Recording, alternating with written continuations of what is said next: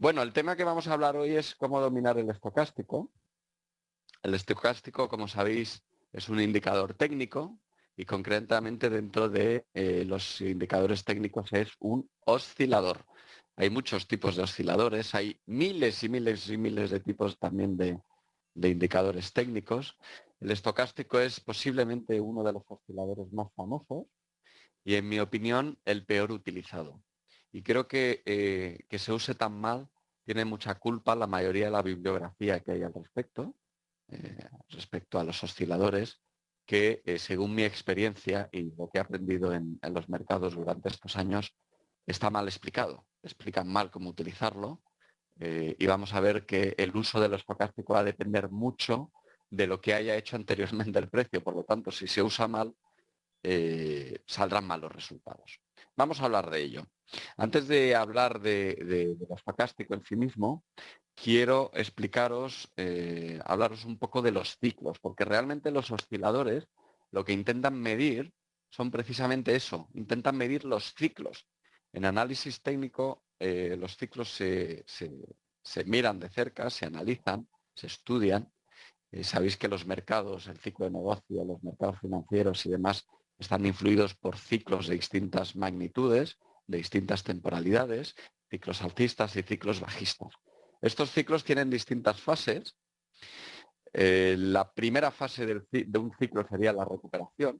Venimos de una caída y, bueno, el inicio de un ciclo siempre corresponde a una recuperación. En ese momento todavía hay poca gente que se crea que se está recuperando el ciclo, pero está siendo así, realmente se está recuperando. Luego viene un periodo de expansión en el que los precios de los mercados crecen rápidamente. Posteriormente, el ciclo va madurando, cada vez crecen más despacio los precios, más y más despacio, y llega a lo que se llama la crisis. La crisis realmente, al contrario de lo que mucha gente cree, no está aquí abajo, sino que realmente la crisis está aquí arriba. Crisis significa cambio. Es un momento en el que se produce un cambio y la mayoría de la gente, los participantes, aún no se han dado cuenta de que el cambio ha llegado. Posteriormente ya llega la recesión. Es el momento en el que aquello cae, el mercado cae y ahora sí ya todo el mundo se ha dado cuenta, ya es completamente evidente que estamos en recesión y que la crisis se ha completado. Y luego sería vuelta a empezar. Vendría recesión, de nuevo recuperación, expansión, crisis y así sucesivamente. Son como unas ondas que se van repitiendo en el tiempo de mayor o menor amplitud y de mayor o menor temporalidad. Charles Dow, ya a finales del siglo XIX, determinó, sabéis que Charles Dow es uno de los padres del análisis técnico, es el inventor del índice Dow Jones, junto con su socio Jones, que fundaron precisamente el Wall Street Journal a finales del siglo XIX. Bien, pues Charles Dow analizaba el ciclo económico siguiendo las tendencias de las bolsas, de los índices que había inventado, concretamente el de industriales y el de ferrocarriles, y definió que había tres fases en una tendencia. La primera fase sería la fase de acumulación. Él le llamaba fase de acumulación, nosotros le vamos a llamar fase 1, y es la fase en la que las manos fuertes, los inversores más astutos, con mejor información, comienzan a acumular sus posiciones a sabiendas de que ahí se está iniciando una recuperación. ¿De acuerdo? La mayoría de la gente todavía no cree que eso sea así, sin embargo, los que tienen mejor información comienzan a acumular sus posiciones y se produce lo que se llama la acumulación, la primera fase de la tendencia. La segunda fase de la tendencia es la más explosiva y es la de participación pública. Es precisamente cuando la tendencia es más evidente y en los gráficos se aprecia con mucha más claridad. Los precios avanzan rápidamente, con impulso, con velocidad y poco a poco se va uniendo cada vez más y más gente a la tendencia porque nadie se quiere perder la fiesta. La tercera fase y última fase es la fase de distribución. Es la fase más madura del ciclo y por tanto la tendencia, y es el momento en el que las manos fuertes comienzan a deshacer posiciones, tienen mejor información que el resto de los participantes del mercado, saben que aquello no puede dar para más y comienzan a deshacer sus posiciones. Sin embargo, la mayoría del público está embebida en un momento de codicia, están excitados, comprando, y piensan que aquello todavía va a durar muchísimo más. En esta fase de distribución, la participación pública, la cantidad de gente que participa en el mercado es máxima. Casi ya no queda prácticamente personas o instituciones por tener posiciones largas o abiertas en el mercado, ¿vale? Así que primera fase acumulación, segunda fase participación pública, tercera fase distribución. Bien, cada una de estas fases tiene un componente emocional o un ambiente emocional diferente. La psicología de masas que impera en ese momento es completamente diferente. En la fase de acumulación impera la desesperanza. La mayoría de la gente está harta de la caída anterior, de la crisis anterior, harta y desesperada porque aquello no se recupera nunca. Pues precisamente en ese momento es cuando las manos fuertes comienzan a tomar posiciones, ¿vale? Aquí, por ejemplo, en España, tras una larga crisis, ya desde hace algún tiempo, a lo largo del año 2013, pues ha empezado a entrar dinero fuerte en inversiones, ¿no? Y los conocidos como fondos buitres que compran activos tanto financieros como inmobiliarios, etcétera, etcétera. Bueno, pues precisamente cuando la psicología es más desesperada porque la gente está harta, el desempleo es mayor, es cuando empiezan a tomar posición, ¿vale? Y esto es así en cualquier tendencia. No importa la tendencia, no importa la temporalidad.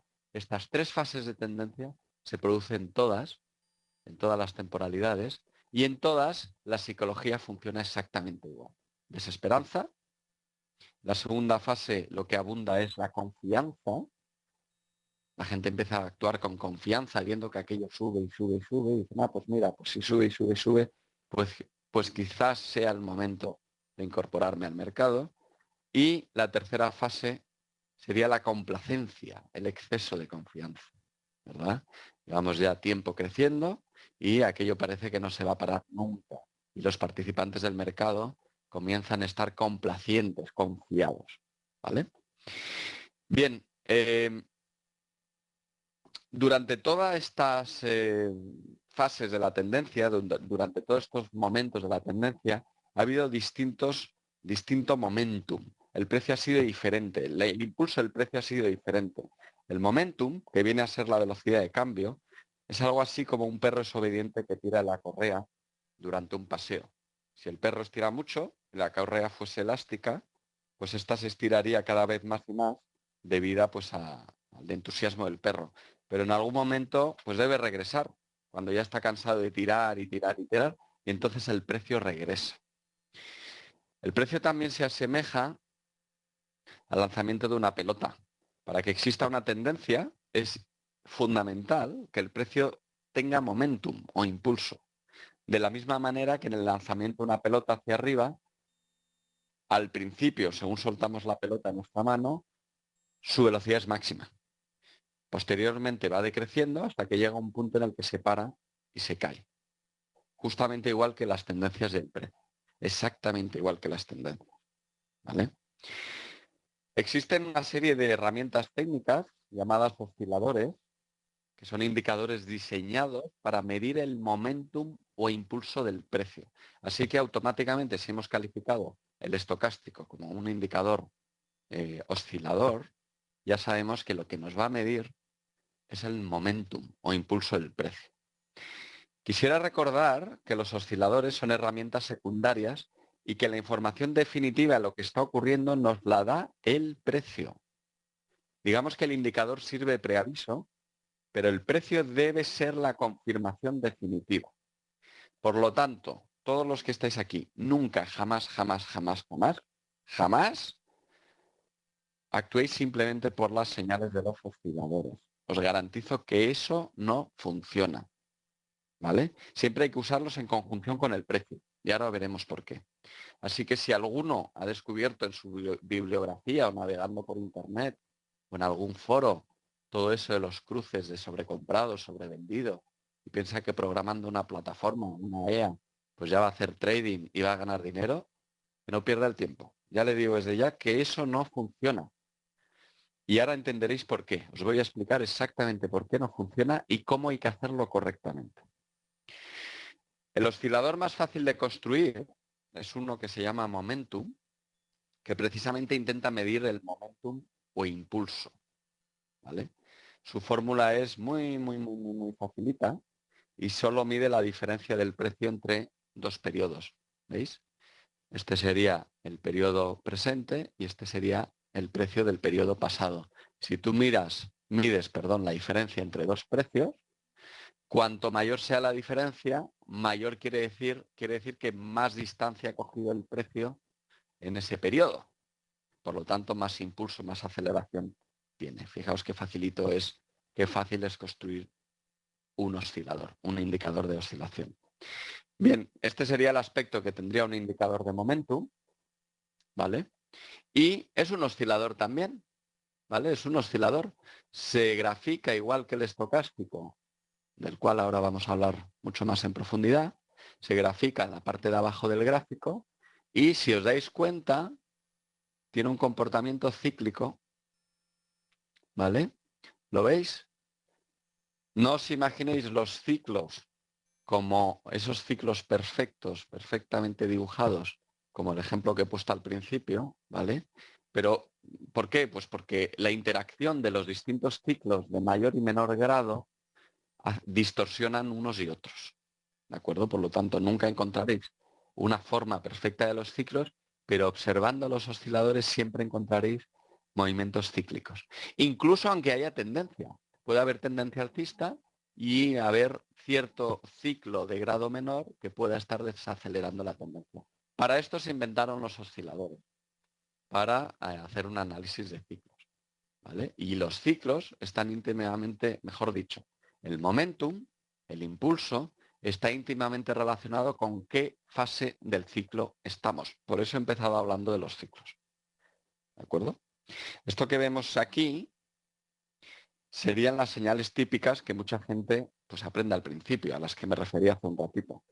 Una vez que el oscilador se cruza con su media móvil, ¿vale? Y sale de la zona de sobrecompra en este caso, pues entrar, en ese caso sería cortos en la misma dirección que el oscilador, ¿verdad? Esto es lo que a mucha gente le han enseñado o, o lo que mucha gente ha leído en los libros, ¿verdad? Pues bien, esto no funciona. Esto no funciona. Esta es lo que yo llamo señal típica, pero es una señal errónea que no funciona. ¿De acuerdo? Sigo en mi experiencia no funciona y hace años que lo testé, os aseguro que no va. Y además ahora ya sé por qué no va, es lo que os voy a explicar. ¿Por qué no funciona? Pues porque es un tipo de señal muy determinado para un mercado muy concreto.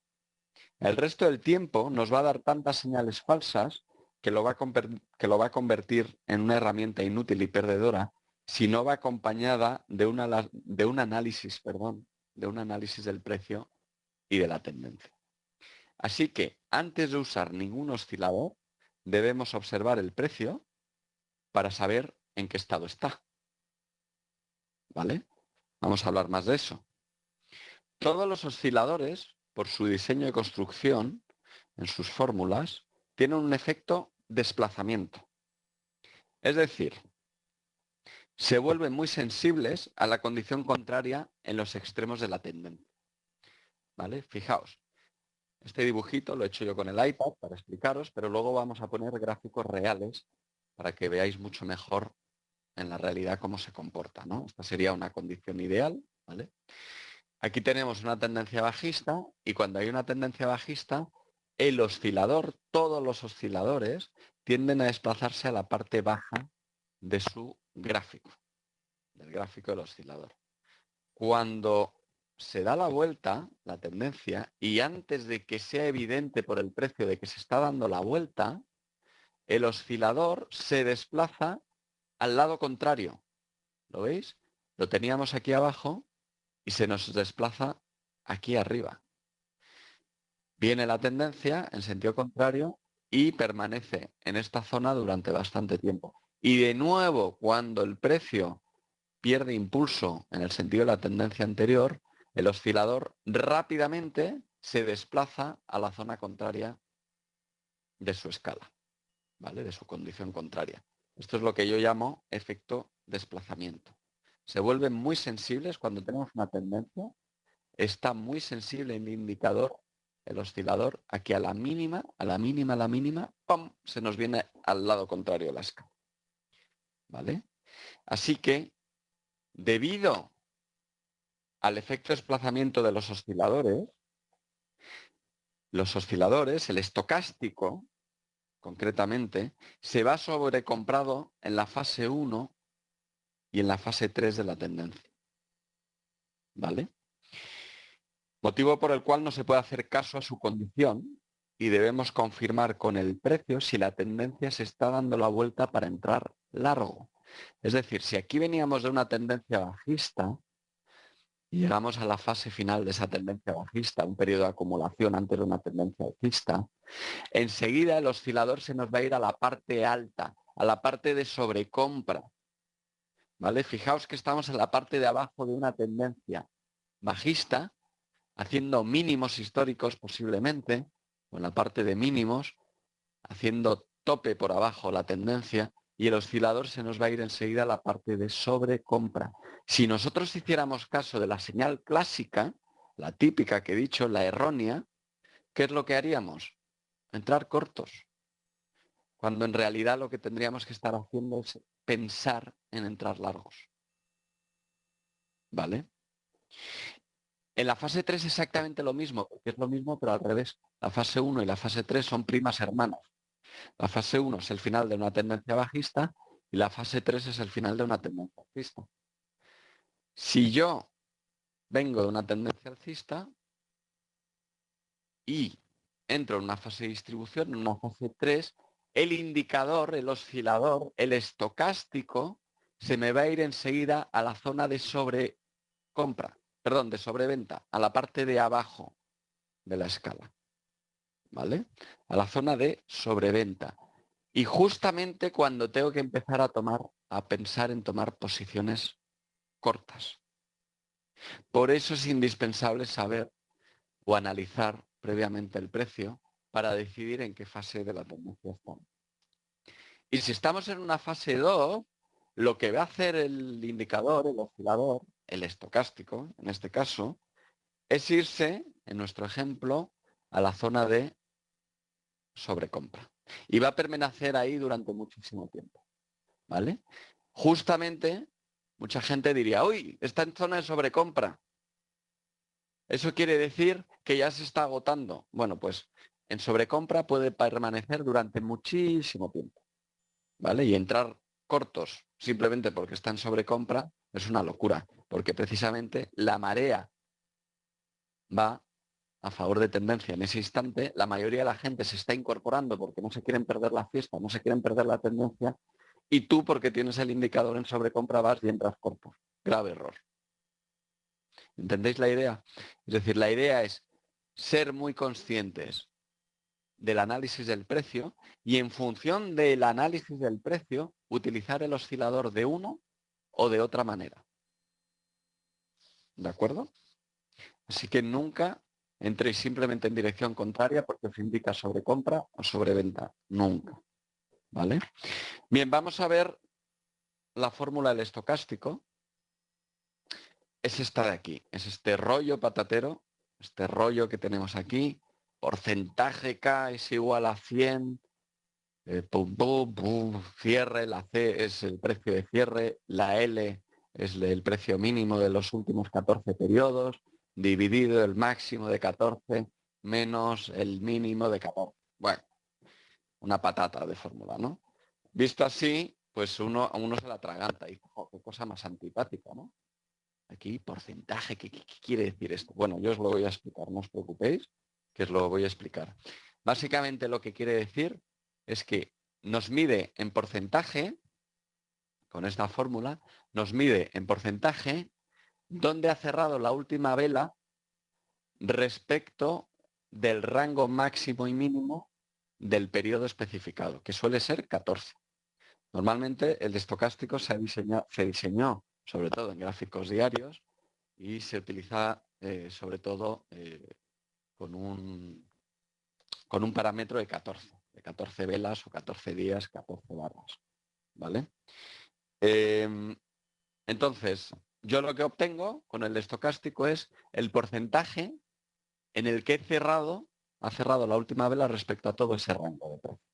¿De acuerdo? Eso es el estocástico llamado rápido.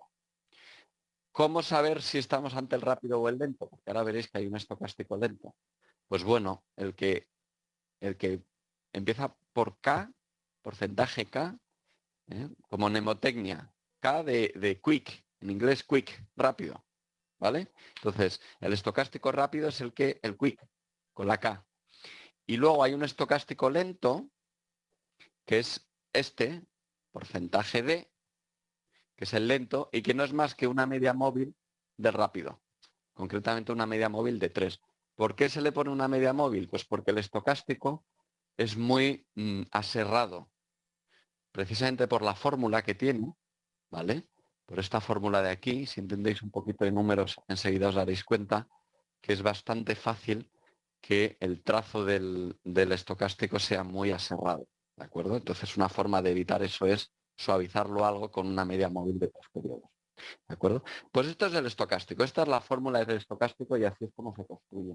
Y su representación gráfica, pues es esta. Es decir, en la parte de arriba tenemos el precio, ¿vale? Puede ser gráfico de barras, de líneas, de velas japonesas. Yo personalmente uso velas japonesas.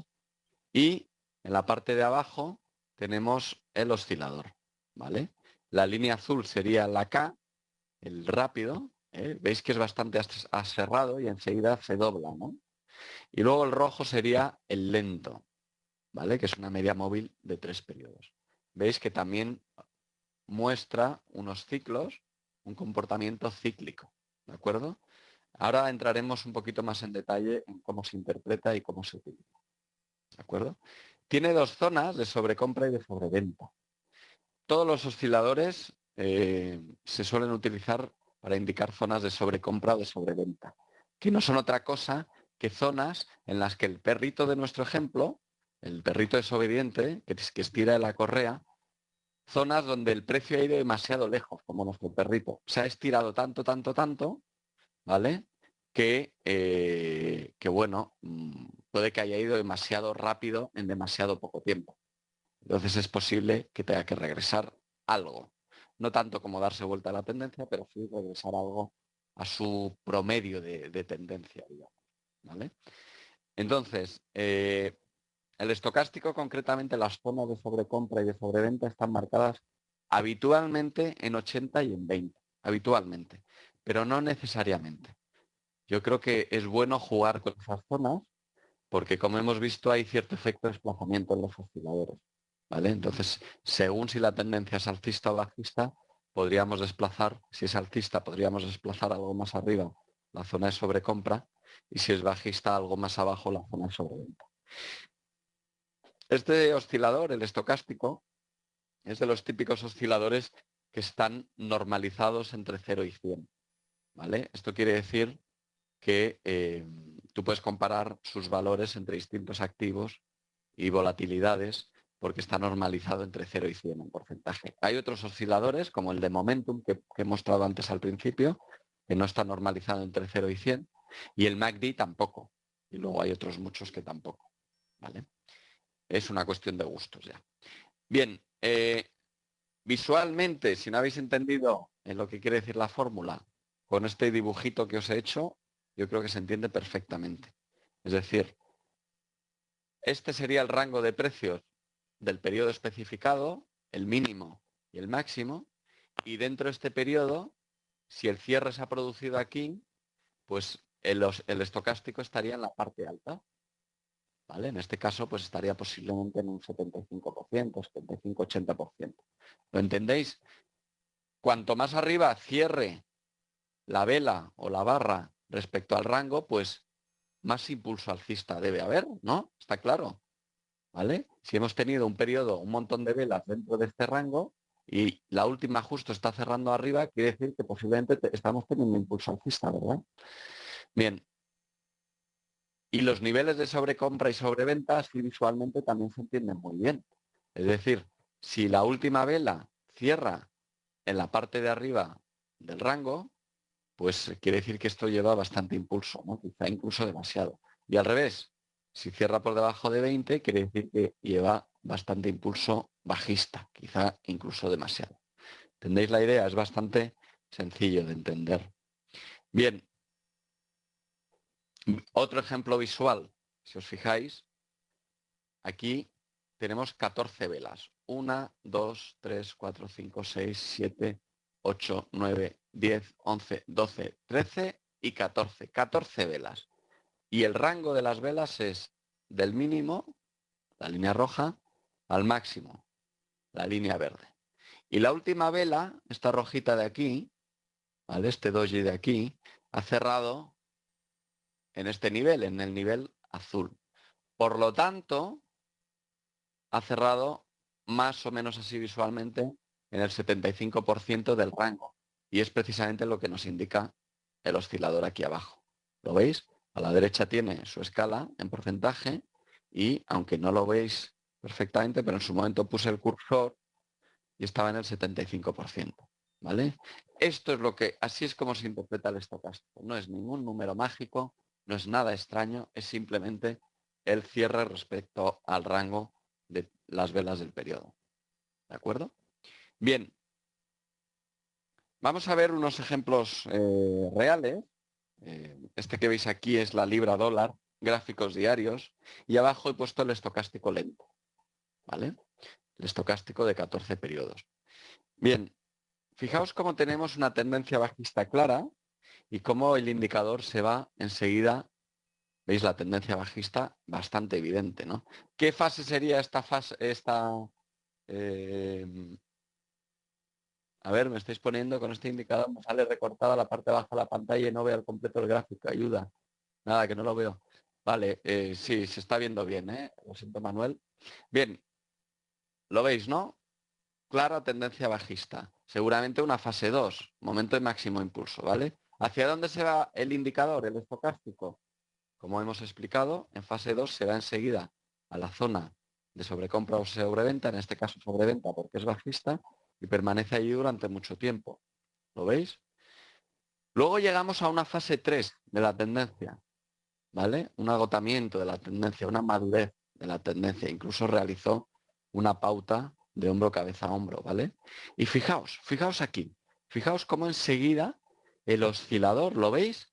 El oscilador se nos ha venido enseguida a la parte de arriba, cuando todavía está aquí el precio. ¿Os dais cuenta? El efecto de desplazamiento nos está dando una pista. Nos está diciendo, ojo, esta tendencia podría estar entrando en una fase de madurez. Podría. ¿De qué va a depender que sepamos si ha entrado en una fase de madurez o va a continuar luego la tendencia en el mismo sentido hacia abajo? Pues de lo que haga el precio posteriormente. Por lo tanto, debemos estar muy pendientes de lo que hace el precio y actuar en consecuencia por lo que nos dice el precio. Hasta ahora lo único que tenemos es un preaviso. Tenemos el preaviso de que esto podría ser una fase 3 de la tendencia. ¿Vale? Y seguimos pendientes. En este caso, una confirmación definitiva de que era una fase 3 era la rotura del neckline, en este punto de aquí, de la pauta de agotamiento, en este caso un hombro cabeza hombro. ¿Vale? Posteriormente, la tendencia alcista, se produjo una pequeña tendencia alcista, ¿vale? Y el indicador, como veis, por su efecto de desplazamiento, se fue a la parte alta del gráfico de manera clara. ¿Vale? Veamos otro ejemplo. Aquí veis, bueno, tendencia alcista clarísima, ¿verdad? Una tendencia alcista clarísima. ¿Qué ocurre? Ahí tenéis la tendencia, fase 2 clarísima. ¿Qué ocurre? Pues que el oscilador se nos va clarísimamente a la zona de sobrecompra y permanece ahí durante bastante tiempo, la parte alta, por el efecto de desplazamiento. Luego llega una zona de consolidación, una recuperación. Aquí ha estirado demasiado el precio y la tendencia tiene que tomar un descanso, consolida. ¿Qué hace el indicador? Se nos va al lado contrario, acordaos, efecto de desplazamiento.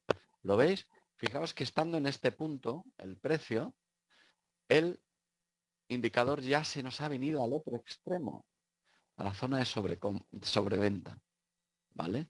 ¿Por qué se nos ha venido a la zona de sobreventa? Porque nos está avisando de que podríamos estar entrando, condicional, podríamos estar entrando en una fase 3 de la tendencia, en una fase de madurez. Lo mismo que antes, ¿de qué va a depender que sea una fase de madurez, un agotamiento de la tendencia o simplemente una consolidación y una continuación de la tendencia anterior? Pues de la confirmación del precio, lo que nos vaya diciendo el precio a continuación, ¿vale? Así que aquí estaríamos en guardia, diríamos, cuidado, esto puede ser una consolidación o puede ser una corrección mayor o incluso una vuelta a la tendencia. ¿Qué hacemos? Pues aguardar acontecimientos y esperar a que nos lo confirme el precio, ¿vale? En este caso, se reanudó la tendencia. ¿Y qué ocurre cuando se reanuda la tendencia? Que sí o sí, el estocástico tiene que cruzar la línea cero, porque se va a volver a ir hacia la zona de sobrecompra, ¿vale? El cruce de la línea cero para muchos es un aviso de que la tendencia se está reanudando, ¿vale? Pero, ya sabéis mi consejo, no entréis al mercado simplemente por cruce del oscilador. Lo que tenéis que hacer es esperar a confirmación del precio y buscar la rotura de un máximo o algo similar para entrar largos y subirse a la tendencia. ¿De acuerdo? Posteriormente tuvimos una nueva consolidación aquí, ¿la veis? Y de nuevo el indicador se nos vino para abajo y cuando reanudó la tendencia volvió a cruzar la línea cero, ¿vale? Sin embargo, ya el impulso era muchísimo menor. ¿De acuerdo? Otro ejemplo. Aquí lo tenéis. Tendencia bajista. Clarísima la tendencia bajista. Este ejemplo también es muy bueno. Fijaos, fase 2 de la tendencia, impulso, impulso, impulso clarísimo. Tendencia clarísima. Aquí nadie tiene dudas, ¿verdad? ¿Veis lo que hace el indicador? Se nos va clarísimamente la zona de sobreventa, ¿vale? Y permanece ahí por mucho tiempo, mucho tiempo. ¿Tendría sentido aquí entrar cortos porque el indicador está en sobreventa, el estocástico? Sería una locura, una locura. El nombre está muy mal puesto, sobreventa. Parece que como se llama sobreventa, pues hoy ya se ha vendido demasiado. Ahora hay que comprar. Pues no. Eso lleva a confusión a mucha gente, ¿vale? Sobreventa lo único que quiere decir es que el precio se ha estirado, el perrito ha estirado, está tirando la correa, ¿vale? Y es posible que el perrito en algún momento está preparado para regresar en algún momento. ¿Cuándo? No lo sabemos. Nos lo dirá el precio. Cuando nos lo diga el precio. Y cuando nos lo diga el precio, ¿qué va a hacer el indicador? Se va a ir enseguida a la zona contraria. ¿Lo veis aquí? Se nos va enseguida a la zona de sobrecompra. Con una consolidación que no es muy grande, pero es una consolidación. ¿Veis? Y una vez que vuelve a cruzar la línea cero, vuelve a reanudarse la tendencia. Buscaríamos confirmación en el precio, un punto de entrada para volver a entrar en este caso a favor de tendencia. ¿Vale? Si hubiera sido una figura más amplia, ¿vale? Estaríamos buscando una posible vuelta de la tendencia, un punto de entrada como la rotura de un neckline. ¿De acuerdo? Con lo cual, el indicador es una primera pista, el estocástico es una primera pista, pero la confirmación del precio, lo que hagamos con el precio, con la interpretación del precio, es lo que nos va a confirmar lo que realmente creemos que va a pasar. ¿Nos podemos equivocar o no? Porque en análisis técnico y en trading no hay verdades absolutas. Nunca las hay y nunca las habrá, ¿vale? No existe una forma de analizar 100% fiable. Pero sí existen formas de analizar con un porcentaje de aciertos elevado, con una probabilidad estadística favorable a nuestra parte, ¿vale? Y esto que os estoy enseñando precisamente reúne esas condiciones, ¿vale? Entonces, veis, tendencia bajista, se va a la sobreventa, consolida y a la hora de consolidar se va a la zona de sobrecompra y en cuanto se reanuda la tendencia tiene que cruzar la línea cero sí o sí, preaviso de que posiblemente encontremos un punto de entrada corto. ¿Cuál? Pues el más lógico sería la rotura de este mínimo. ¿Vale? Ahora vamos a ver un caso concreto que son los rangos. ¿Vale?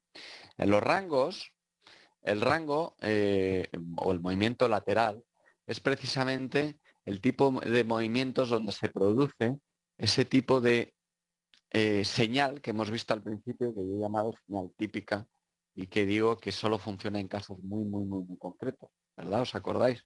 Bueno, pues este es el caso concreto al que me refiero. Cuando el precio está en rango, y defino rango como varios toques entre soportes y resistencias, cuando el precio está en rango, el estocástico y cualquier oscilador se nos va a quedar en la mitad de su escala, como es este caso. ¿Lo veis? Eso sí, todo rango está delimitado por un soporte y una resistencia, ¿vale? Y un soporte o resistencia que ha sido tocado como mínimo 2 veces por el precio. Como mínimo la resistencia ha sido tocada 2 veces y como mínimo el soporte ha sido tocado 3 veces, ¿vale? Cuando esto ocurre, el estocástico, como digo, se queda en la mitad y los toques posteriores de soporte y resistencia suelen coincidir con los toques posteriores del oscilador en sobrecompra y sobreventa. ¿Lo veis? Aquí toca el soporte, no lo he dibujado, pero el soporte estaría aproximadamente en este nivel, toca el soporte y el oscilador toca sobreventa. Aquí toca resistencia y el oscilador toca sobrecompra. Aquí vuelve a tocar soporte y ¿qué marca el oscilador? Sobreventa. Y así sucesivamente, ¿vale? Según mi experiencia, aunque esto está explicado así en la bibliografía de análisis técnico, según mi experiencia, operar este tipo de señales en rango no es demasiado útil. ¿Por qué? Pues porque, como he dicho, para que haya un rango tiene que haber al menos 2 toques en el soporte y en la resistencia. Y hasta ese momento nosotros no sabemos si es un rango. Si solo ha tocado una vez, puede ser una consolidación, una consolidación como las que hemos visto anteriormente, ¿no? Esta, por ejemplo. Voy a retroceder un momento. Aquí habría tocado una vez, ¿eh? Estaríamos aquí, imaginaos, en torno aquí. Aquí ha tocado una resistencia, pero de momento no sabemos si eso será un rango posteriormente, ¿no? ¿De qué dependerá? Pues de que dibuje más swings, más toques en el soporte resistente. Por lo tanto, tengo que esperar, ¿vale? Todos los rangos, tarde o temprano, son rotos. Todos, todos. Porque si no estaríamos eternamente en un rango. Es una verdad de perogrullo lo que estoy diciendo, ¿verdad? Tarde o temprano terminan a ser rotos. El problema es que suelen romperse muy cerca del momento en el que nos estamos dando cuenta que hay un rango. ¿Entendéis la idea? Es decir, aquí el precio era alcista, toca resistencia, toca soporte. Aquí podría continuar la tendencia, sin embargo llega aquí, vuelve a tocar resistencia y vuelve a tocar soporte. Y en este punto decimos, caramba, podríamos estar en un rango, porque tengo 2 toques en la resistencia y 2 toques en el soporte.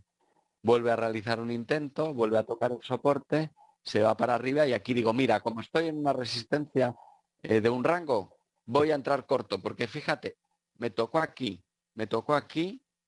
y ahora me toca aquí. Justamente cuando el oscilador lo tengo aquí. ¿Qué hago? Entro corto y justamente en este caso se nos rompe y se nos sale del rango.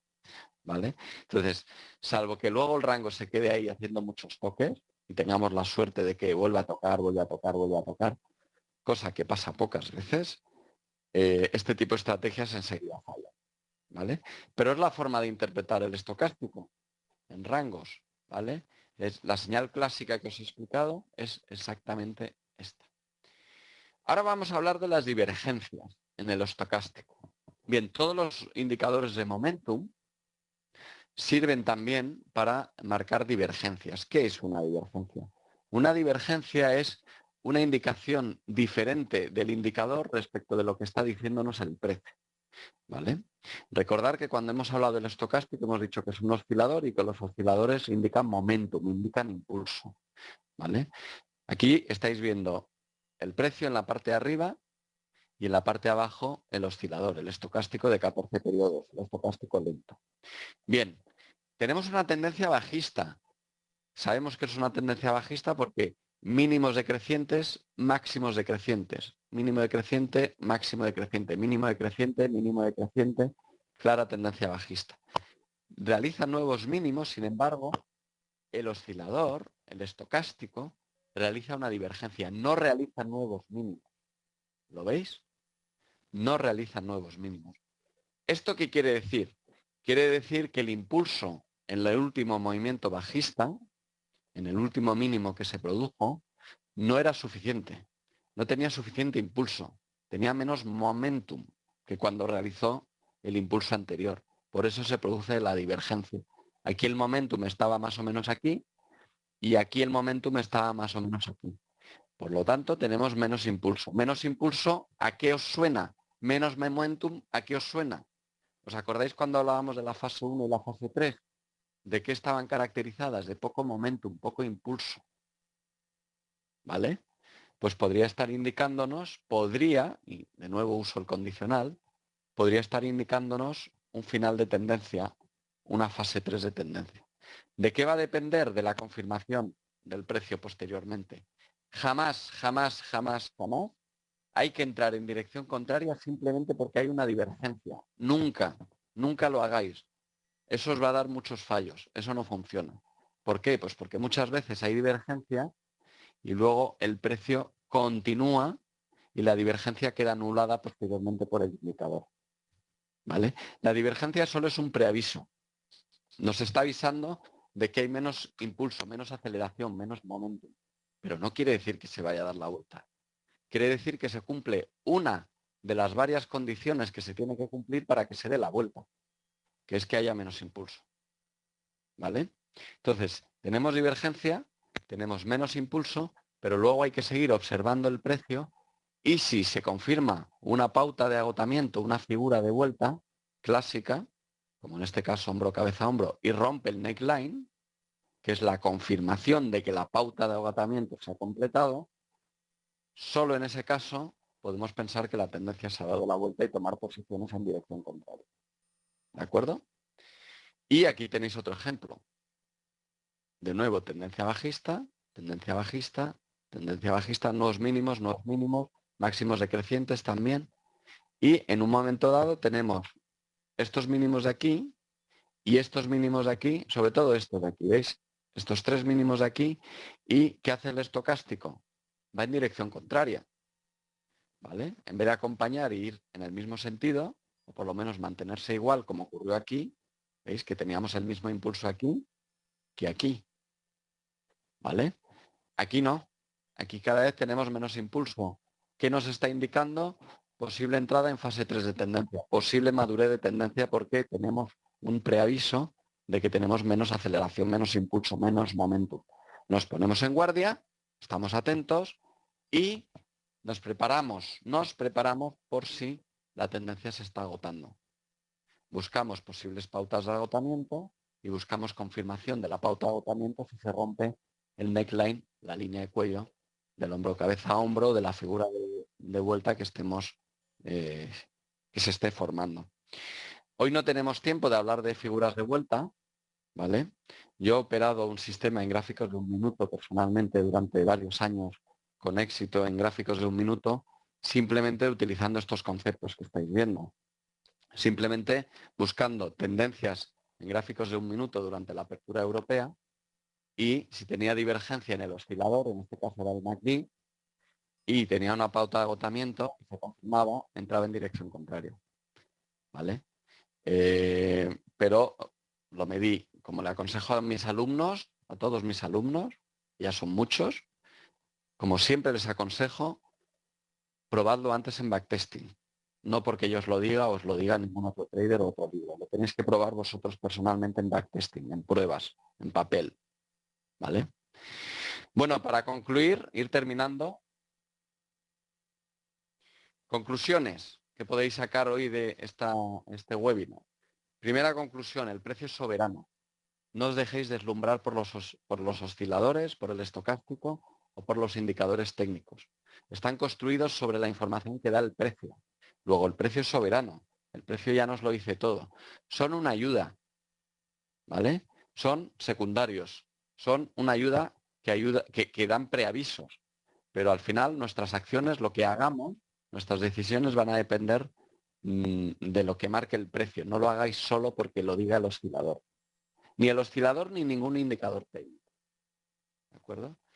Y hay que adaptarse. Es decir, la interpretación que tenemos que hacer de los indicadores, del estocástico y de muchos otros indicadores técnicos que hay, va a depender de lo que esté haciendo el precio. Por lo tanto, siempre es prioritario, siempre es primordial analizar primero lo que está haciendo el precio para decidir cómo vamos a utilizar el indicador En este caso, en la charla de hoy, el estocástico.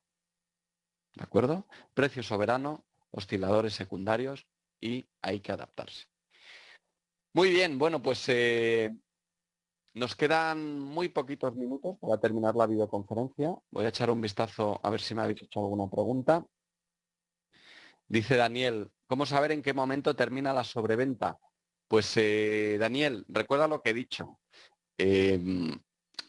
Vamos a ver, primero, tú no sabes cuándo algo va a terminar, ¿vale? Ni con ningún indicador. Tú lo que buscas no es saber cuándo termina la sobreventa.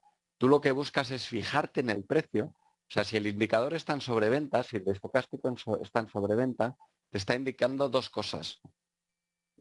Que el precio está estirado bastante en tendencia y que probablemente estamos en fase 2. Probablemente, ¿vale? Si estamos en fase 2 y ves que hay una tendencia, sabremos que se sale de la sobreventa cuando se produce un retroceso, una consolidación del precio. ¿Vale? Como hemos visto en este ejemplo, te voy a enseñar un segundito, en este ejemplo que hemos visto aquí. ¿Vale? Aquí está en sobreventa. Cuando el gráfico de precios empieza a retroceder, se nos va a salir de la zona de sobreventa. Pero tu misión no es anticipar a cuándo va a salir de la zona de sobreventa. No, no, no, no. Tú no buscas tomar entrada cuando salga la zona de sobreventa. Tú lo que buscas es saber qué va a hacer el precio. Y que se salga de la zona de sobreventa solo es una primera aviso de que podría estar consolidando. Y eso te lo va a confirmar el precio. ¿De acuerdo? Entonces, contestando a tu pregunta, cuando te lo diga el precio, ¿vale? Si hace una consolidación, ese es el momento. ¿De acuerdo? Óscar dice, ¿para opciones binarias es bueno este indicador? Pues, a ver, yo es que no soy muy de opciones binarias, ¿vale? A mí no me parece tanto trading, me parece más bien un juego de esperanza matemática negativa, ¿vale? Pero si se utilizase tal como yo os he explicado ahora, no tiene nada que ver si es en opciones binarias o es en otro tipo de productos. Gloria dice, hola, por favor, ¿me puedes repetir la observación que hiciste del concepto de sobrecompra o sobreventa? Gracias. Pues mira, Gloria, imagínate un perrito que tira de una correa mucho y esa correa es elástica. Tú lo estás sacando de paseo, no sé si tienes perrito, pues lo sacas de paseo y el perrito es un poco cebodiente y estira la correa. Y estira, estira, estira, estira porque está muy contento y estira. Bien, cuando eso ocurre, el precio se va a la zona de sobrecompra o de sobreventa. Sobrecompra si es tendencia alcista y sobreventa si es tendencia bajista. Es decir, el precio se ha estirado demasiado tiempo, se ha estirado demasiado rápido en poco tiempo. ¿Vale? Y está preparado para una posible consolidación. ¿Quiere decir esto que tengo que entrar en dirección contraria? Jamás. Jamás, porque puede permanecer ahí en sobrecompra o sobreventa durante muchísimo tiempo. ¿Vale? Edwin dice, si uso price action como lo haces tú, el estocástico me ayudaría en algunos rangos. Yo creo que no, Edwin. Ya has visto mi opinión sobre el uso de estocástico en rangos. Para cuando te has dado cuenta que es un rango y ya es tarde. ¿Vale? Manuel dice, me encanta lo claro y fácil que lo explicas, Yuri. Estoy empezando a documentarme y me gusta bastante esto del trading, pero por mi trabajo solo puedo operar por las tardes. ¿Sería posible? Pues te cuento, Manuel. Yo opero el sistema, depende de la temporalidad. Si eliges la temporalidad adecuada, tú puedes operar, da igual el trabajo que tengas. Yo tengo alumnos de todo tipo y con todo tipo de horarios y todo tipo de compromisos y obligaciones. Yo personalmente opero en gráficos diarios y lo único que me exige es por la mañana un ratito, menos de media hora, 20 minutos aproximadamente, para ver el análisis y poner mis órdenes del día, y por la tarde, tarde-noche, para hacer exactamente lo mismo. El resto del día prácticamente no tengo que hacer nada. Eso en gráficos diarios. ¿Vale? ¿Qué valores tiene el estocástico? Ariel, lo hemos comentado, 80-20. 80 sobre compra, 20 sobre venta.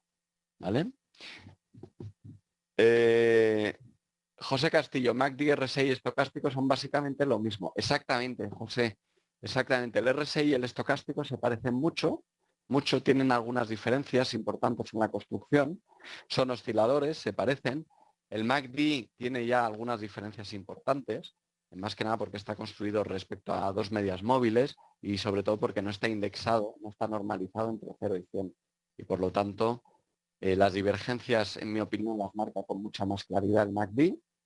Y si alguien quiere utilizarlo para sobrecompra o sobreventa, debe relativizar las zonas de sobrecompra y sobreventa con un estudio propio del activo que esté realizando. ¿Vale? Daniel pregunta si el webinario será colgado en este sitio. Efectivamente, lo estamos grabando tanto FX Street como nosotros y lo podréis ver aquí en la página de FX Street y nosotros lo colgaremos también en nuestra página web. Si os registráis en nuestro blog, en la sección webinar, ahí lo tendréis. ¿De acuerdo? Lo tendréis posiblemente a lo largo de esta noche subir al servidor y mañana por la mañana ya lo tendréis. Browner, ¿habrá una segunda parte de este webinar? Pues es muy posible, muy posiblemente, ya no hablando del estocástico, pero muy posiblemente creo que sería interesante hablar, por ejemplo, del RSI o de algún otro oscilador para conocer bien las diferencias, ¿verdad?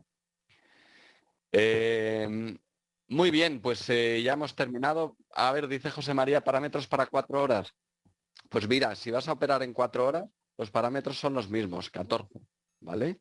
Ahora, si lo que tú vas a hacer es analizar en distintas temporalidades, tú puedes cambiar el valor del estocástico para hacerlo coincidir con distintas temporalidades, ¿de acuerdo? Si en vez de, imagínate, por ejemplo, estás en gráficos diarios y en gráficos diarios tienes el de 14 y te quieres ir a gráficos de 4 horas, que son 6 velas por cada día, pues podrías multiplicar el estocástico por 6 y tener un estocástico de, ¿cuánto es? 6 por 4, 24, es 84, ¿verdad? Muy bien, bueno, pues ya no nos queda mucho más tiempo. Muchísimas gracias a todos por vuestra participación. Yo creo que ha quedado un webinar de lo más interesante. Recordad, nunca operéis en los mercados financieros simplemente por los cruces que os da un oscilador o un indicador. Jamás, jamás, jamás. Eso no funciona, ¿vale? Siempre utilizarlos de manera secundaria como confirmación y siempre el precio es soberano. Muchísimas gracias a todos. Un fuerte abrazo. Hasta luego.